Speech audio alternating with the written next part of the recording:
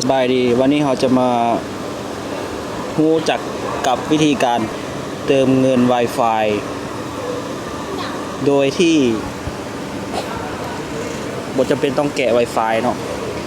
บ่ต้องจำเป็นต้องแกะซิมออกมาเพื่อเติมเงินเติมผ่านแอปโดยสบายๆเนาะก่อนอื่นเราจะต้อง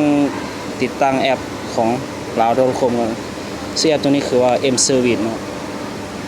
เมื่อติดตั้งมาแล้วเขาก็เข้าไปที่แอปเลย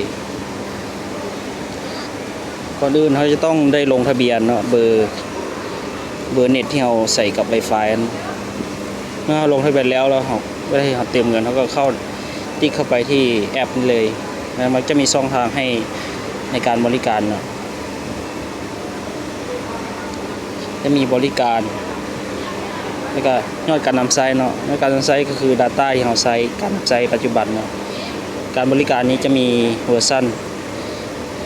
บริการเติมเงินหมดหรือว่าซื้อแพ็กเกจเนาะ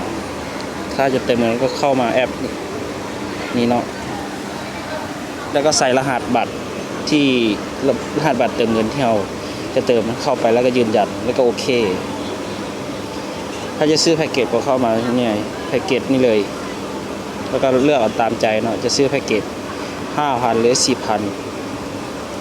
ตามจำนวนเงินที่เรามีอยู่ในบัญชีเนาะ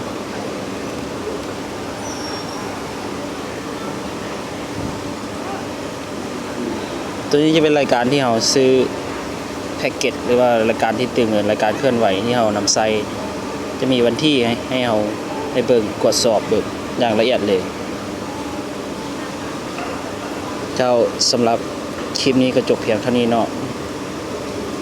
เดี๋ยวกดติดตามเดี๋ยวจะมี